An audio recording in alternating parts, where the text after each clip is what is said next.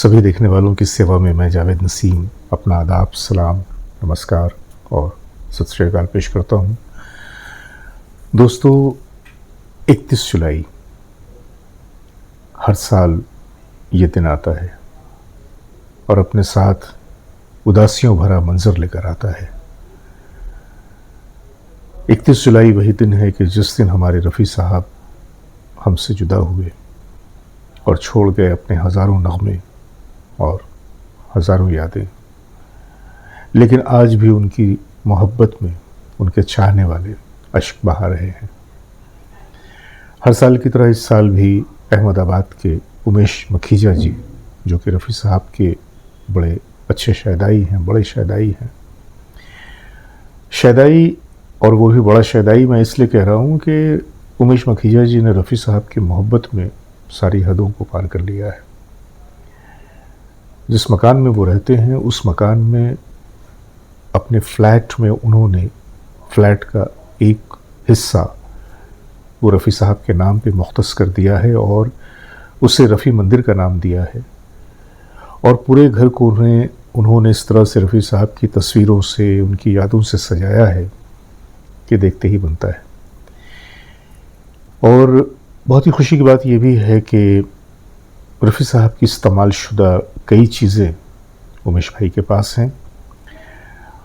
और जब कभी रफ़ी साहब का नाम आता है तो उनके चेहरे पे जो एक श्रद्धा आती है, एक जो मोहब्बत की और श्रद्धा की जो एक खुशी आती है, एक तमाज़त आती है, एक रोशनी आती है, उसकी तुलना किसी और चीज़ से नहीं की जा सकती।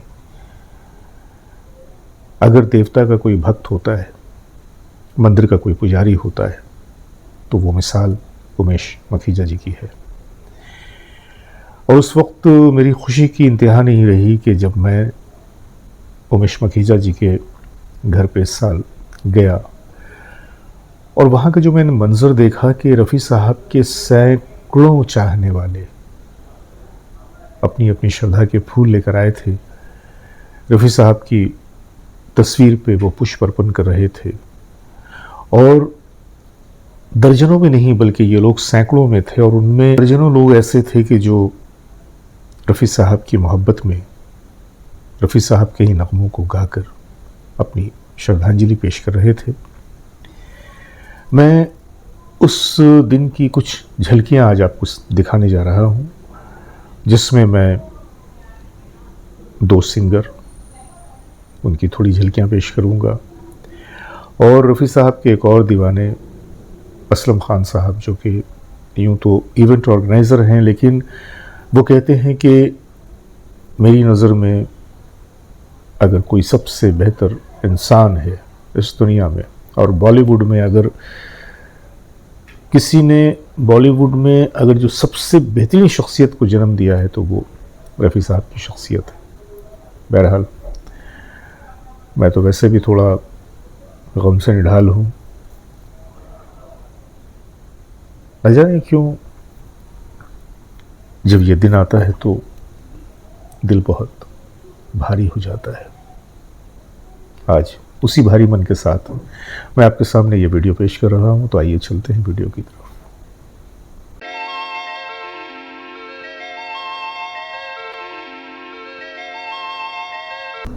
आज रफ़ी साहब के इस मंदिर में खड़े होकर मैंने आपके सामने कुछ ऐसी चीज़ें दिखाई हैं जो कि जिनको देखना रफ़ी साहब के चाहने वालों के लिए भी एक सपने की हैसियत रखता है। और इस मामले में हमारे उमेश भाई तो बड़े ही खुशनसीब हैं कि वो दौलत, वो ख़जाना इनके पास मौजूद है।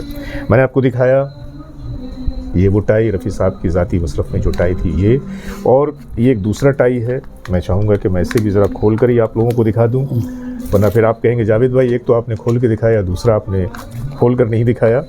तो इस टाई में आपने रफ़ी साहब की अक्सर तस्वीर देखी होगी। ये टाई रफ़ी साहब की लकी टाई। इस टाई को वो बहुत पसंद करते थे और अपने लिए वो लकी मानते थे, और जब कभी शोज़ वगैरह में जाते थे, ख़ास तौर से अब्रॉड के शो में, तो इस टाई को इस्तेमाल करते थे। और साथ ही साथ एक और बहुत ही छोटी सी लेकिन बहुत ख़ास चीज़, उमेश भाई बताइए इस बारे में। ये रफ़ी साहब का कार्ड है सिने म्यूजिशियन यूनियन मद्रास। उस समय पे ऐसे सुनने में आता है, अभी क्या हकीकत है वो तो जी खुदा ही जाने, लेकिन ऐसे बोला जाता है कि वहाँ पे उन्होंने यूनियन बनाई थी कि जो भी इस यूनियन में अगर मेंबर होगा वो ही आके वहाँ गाना गा सकता है। तो ये जब मेरे ख्याल से फिल्म आई थी चित्रगुप्त की थी मैं चुप रहूँगी, जी, उस समय ये मेंबरशिप रफ़ी साहब ने लिया था। और वहाँ पे उनको जैसे भी मद्रास, क्योंकि रफ़ी साहब मद्रास भी अक्सर रिकॉर्डिंग करने जाया करते थे, बहुत सी फिल्में हैं जिसमें रफ़ी साहब ने मद्रास में भी रिकॉर्डिंग की है। जी, जी। तो ये वही कार्ड है जिसमें सिने म्यूजिशियन यूनियन का कार्ड है, मेंबरशिप कार्ड है। हाँ, मेंबरशिप कार्ड है। ये बहुत दुर्लभ है और मैं तो अपने आप को बहुत नसीबदार समझता हूँ कि भाई जो सिर्फ है ही एक पीस, जी, वो इस मंदिर में रफ़ी साहब की पूरी फैमिली ने मुझे दिया है। मैं पूरी रफ़ी साहब की पूरी फैमिली का तहे दिल से शुक्रिया अदा करूँगा। मैं जितना उनका एहसान मानूँ उतना कम है। पूरी रफ़ी साहब की फैमिली को, अहमद फैमिली को और रफ़ी फैमिली को मेरी तरफ से बहुत बहुत बहुत नमन। जी। तो आप लोगों ने देखा उमेश भाई के पास ये टाई और ये कार्ड और ये चश्मे के रूप में एक ऐसा ख़जाना है कि यह ख़जाना और किसी के पास मौजूद नहीं है।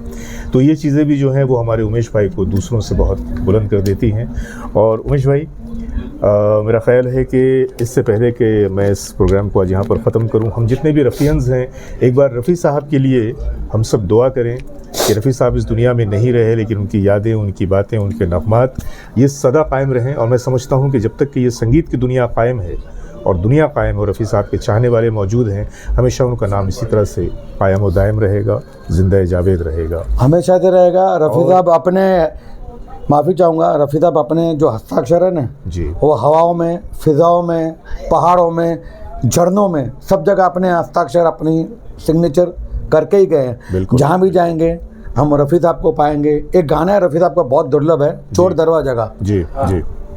तुम जहाँ जाओगे मुझको भी वहीं पाओगे, बच के अब मेरी निगाहों से कहाँ जाओगे। ये रफ़ी साहब ने खास हम रफ़ियंस के लिए ही गाया है। जी। और एक फिल्म आई थी जिसमें मानस मुखर्जी जी का संगीत था, आज के हमारे शान के फादर। खुशबू हूँ मैं, फूल नहीं हूँ जो मुरझाऊँगा, जब जब मौसम लहराएगा मैं आ जाऊँगा। क्या बात। तो जब जब यादों का मौसम लहराता है रफ़ी साहब आ जाते हैं। और आज भी ऐसा लग रहा है कि शायद कहीं ना कहीं रफ़ी साहब हमारे साथ न सिर्फ ये कि मौजूद है बल्कि खुश हो रहे हैं कि उनके चाहने वालों ने उनकी याद में इतनी खूबसूरत महफिल जो है ये सजाई है। तो बस हम यही दुआ करें कि अब रफ़ी साहब जहाँ भी हैं ऊपर वाला उन्हें बस उनकी रूह को, उनकी आत्मा को शांति दे और जन्नतुल फिरदौस में जगह अता करे। आमीन। रफ़ी साहब का जिक्र है तो खुद ब खुद दिल जैसे मचलने लगता है उनके बारे में कुछ कहने के लिए। हमारे साथ असलम खान साहब मौजूद हैं और जैसा कि मैं अपने पहले वीडियो में बता चुका हूं कि असलम खान साहब बम्बई की इंडस्ट्री में एक जाना माना नाम है। ये एक राइटर हैं, रिसर्चर हैं, फिल्म मेकर हैं, प्रोड्यूसर हैं, इवेंट मैनेजर हैं और इस हवाले से फिल्मी लोगों से, संगीत से, संगीतकारों से, गुलकारों से इनका एक बड़ा ही ख़ास रब्त रहा है। ऐसे में रफ़ी साहब की जब बात आए तो रफ़ी साहब के बारे में असलम भाई के क्या ख़यालात हैं वो आज आपके सामने पेश करेंगे। रफ़ी साहब के बारे में मैं सिर्फ एक लाइन कहना चाहता हूँ कि the most blessed person Bollywood ever produce. Bollywood में आज तक अल्हम्दुलिल्लाह रफ़ी साहब से खुशकिस्मत इंसान पैदा नहीं किया। और इसके सबूत में जो आज ये जश्न हो रहा है, उसकी आवाज़ आ रही है, वो आपको सुना रहा हूँ।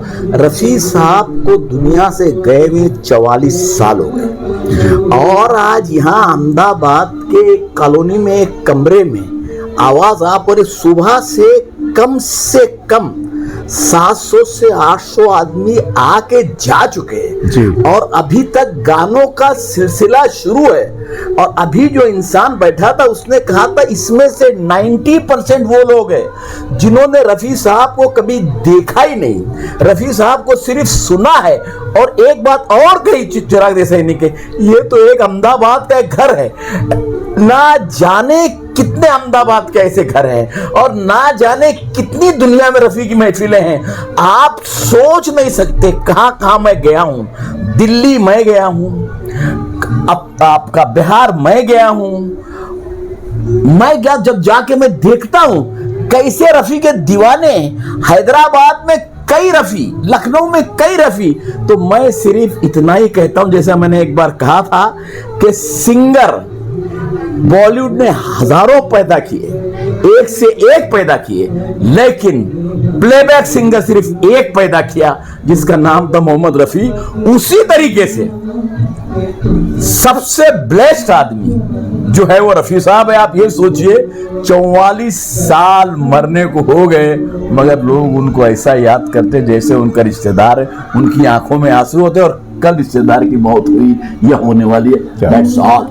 क्या बात। जैसा कि हमारे असलम भाई ने कहा कि सिंगर्स तो बहुत सारे हैं, हजारों की तादाद में हैं, लेकिन उनमें प्लेबैक सिंगर महज एक था। जो लोग प्लेबैक सिंगर की परिभाषा समझते हैं वो इनकी इस बात की जरूर तायीद करेंगे, क्योंकि गाना गाना एक अलग बात है, लेकिन प्लेबैक सिंगिंग इस तरह से कि जब आर्टिस्ट सामने हो तो ऐसा लगे कि ये जो आवाज़ है ये उसी अदाकार के मुंह से निकल रही है। बहरकैफ तो ये थे हमारे जज्बात असलम खान साहब के, रफ़ी साहब के लिए। और आज हम लोग बैठे हुए हैं अहमदाबाद में एक फ्लैट में उमेश मखीजा जी के, जहाँ पे इन्होंने ये सुबह से एक तकरीब मुनक़्क़िद की हुई है और लोग आ रहे हैं बड़े खूबसूरत अंदाज में। और मुझे अंदाज़ा नहीं था कि अहमदाबाद में रफ़ी साहब के चाहने वाले तो शदीद हैं, बेतहाशा हैं, बेइंतहा हैं, लेकिन गाने वाले इतने सारे लोग हैं और इतना खूबसूरत गाते हैं। तो ये कह सकते हैं कि ये मौसीक़ी से भरा हुआ शहर अहमदाबाद आज रफ़ी साहब को इंतहाई शिद्दत के साथ याद कर रहा है और अपनी श्रद्धांजलि के पुष्प अर्पण कर रहा है। अपने दोस्त जावेद नसीम को इजाज़त दीजिए। नमस्कार, आदाब।